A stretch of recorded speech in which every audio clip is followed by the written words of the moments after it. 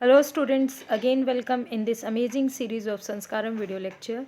Dear student, today we are going to start our chapter number 6, class 6. Name of this chapter is Major Landforms of the Earth. आपने अर्थ पर बहुत सारे तरीके के land forms देखे होंगे. कहीं आपने माउंटेन देखा है, कहीं प्लेन है, कहीं प्लेट्यू है. वो सारे क्या हैं? अलग अलग लैंड फॉर्म्स हैं हमारी अर्थ के. You must have seen some of the landform feature as shown in figure 6.1. You will notice that the surface of earth is not the same everywhere. The earth has an infinite variety of landform. My dear student, let's see. यहाँ पर एक diagram आपको दिया गया है. इस diagram में आप देख रहे हैं अलग अलग तरीके के लैंडफॉर्म्स यहाँ पर दिखाए गए हैं. इन लैंडफॉर्म्स में लेक,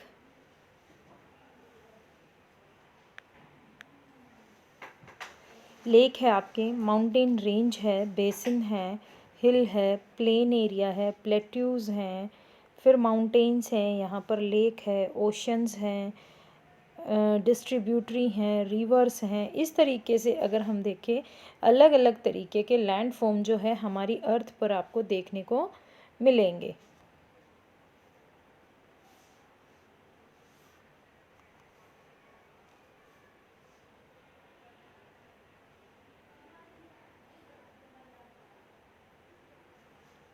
दैट मीन्स हमारी जो अर्थ है उसका सरफेस हर जगह से सेम नहीं है, वो अलग अलग लैंड फॉर्म से भरा हुआ है. Some parts of the lithosphere में be raised and some flat.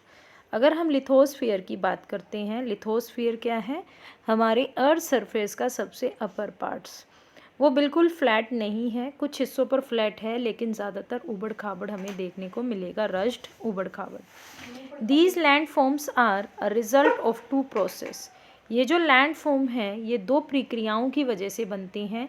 You will be amazed to know that the ground you are standing on is slowly moving. जिस ग्राउंड पर हम खड़े हैं वो धीरे धीरे मूव करता है. With in the earth a continuous movement is taking place. हमारी अर्थ में लगातार जो है मूवमेंट होती रहती है. द फर्स्ट और द इंटरनल प्रोसेस, पहली और जो अंदरूनी प्रोसेस या प्रक्रिया है, लेड टू द अपलिफ्टमेंट. इसमें क्या है? ज़मीन का अपलिफ्ट, ऊपर की तरफ उठना, and shrinking of earth surface at several places. अलग अलग प्लेसेस पर अर्थ के सरफेस का शिंक होना, सिकुड़ना. Do you know a hill is a land surface that rises higher than the surrounding area. Hill क्या है बेटा? हमारे आसपास के एरिया से एक ऊंचा सरफेस का एरिया, जनरली अ स्टिप हिल. इसमें ढाल होता है with an elevations of more than. Elevation, उभार या ऊपर की तरफ इसकी हाइट कम से कम 600 मीटर होनी चाहिए, is termed as a mountain. Name some mountains with a height of more than 8000 metre. Yes, the name of this mountain is Mount Everest. The second और द एक्सटर्नल प्रोसेस. अभी हमने बताया हमारी land surface पे जितने भी, हमारी अर्थ के सरफेस पे जितने भी लैंड के फीचर्स आप देख रहे हो वो दो प्रोसेस की वजह से होते हैं. इंटरनल प्रोसेस, दूसरा एक्सटर्नल प्रोसेस. अब इंटरनल प्रोसेस हम देख चुके हैं. सेकंड देखिए, एक्सटर्नल प्रोसेस भी काम करता है. इसमें हमारा is the continuous wearing down and rebuilding of the land surface. लगातार जो है सफाया हो जाना ऊपरी लेयर का, and rebuilding of the land surface. Land के सरफेस पर नए तरीके के जो है निर्माण हो जाना, नई नई जो है लैंडफॉर्म्स का. The wearing away of earth surface is called erosion. हमारे अर्थ के सरफेस का ऊपरी हिस्सा है, जब वो साफ़ हो जाता है, रिमूव हो जाता है, उसको इरोजन या कटाव कहते हैं. The surface is a being lowered by the process of erosion. और इस कटाव की वजह से लगातार जो हमारी अर्थ का सरफेस है वो लो, नीचे डाउन होता जाता है, and rebuilt by the process of deposition. और जब इसका निर्माण फिर से होता है वो प्रक्रिया हमारी डिपोजिशन कहलाती है, जिसमें सेडिमेंट आकर इकट्ठे होते हैं.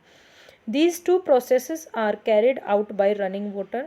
ये जो दोनों प्रोसेस हैं ये किसके द्वारा चलते हैं? जो रनिंग वाटर, हमारा जो पानी है, आइस है, हमारी विंड है, broadly we can group different landforms depending on elevation and slopes. अगर हम अलग अलग लैंड फॉर्म्स की बात करें या इनके उभार की बात करें तो इनको अलग अलग कैटेगरी में बांटा जाता है, जैसे माउंटेन्स हो गया, प्लेट्यू हो गया, प्लेन्स हो गया। Let's to making of mountain. Mountain कैसे बनाएं, ये एक्टिविटी है। इसमें आपको कहना, एक पेपर लेना है और पेपर को दोनों तरफ से पुश करना है, तो बीच में जो उभार आएगा वो आपका माउंटेन होगा।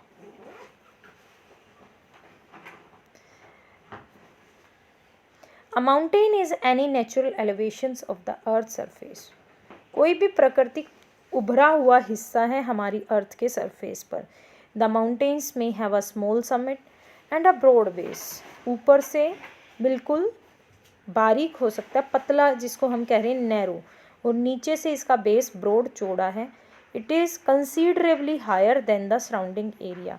आसपास के एरिया से ये ज़्यादा ऊंचा होगा। Some mountains are even higher than the clouds. कुछ तो इतने ऊंचे माउंटेन होते हैं जो है हमारे आसमान को छूते हैं। As you go higher the climate becomes colder. और जैसे जैसे हम ऊपर जाएंगे तो जो क्लाइमेट है वो ठंडा होगा। In some mountains there are permanently frozen river of ice. कुछ माउंटेन्स पर तो जमी हुई बर्फ़ की नदियाँ हैं। दे आर कोल्ड ग्लेशियर्स, जिनको हम ग्लेशियर्स कहते हैं। एक्चुअली में whenever you give the definition of glaciers, then the correct answer is glacier is a river of ice. There are some mountains you cannot see as they are under the sea. कुछ mountain ऐसे भी हैं जो समुद्रों के अंदर हैं, जिन्हें हम नहीं देख सकते। Because of harsh climate, less people live in the mountains area. ऐसे यहाँ का जो क्लाइमेट है बहुत हार्श है, रहने लायक नहीं है, इसीलिए बहुत कम लोग इस एरिया पर रहते हैं। Since the slopes are steep, less land is available for farming. इसके जो स्लोप हैं वो टेढ़े होते हैं, जिसकी वजह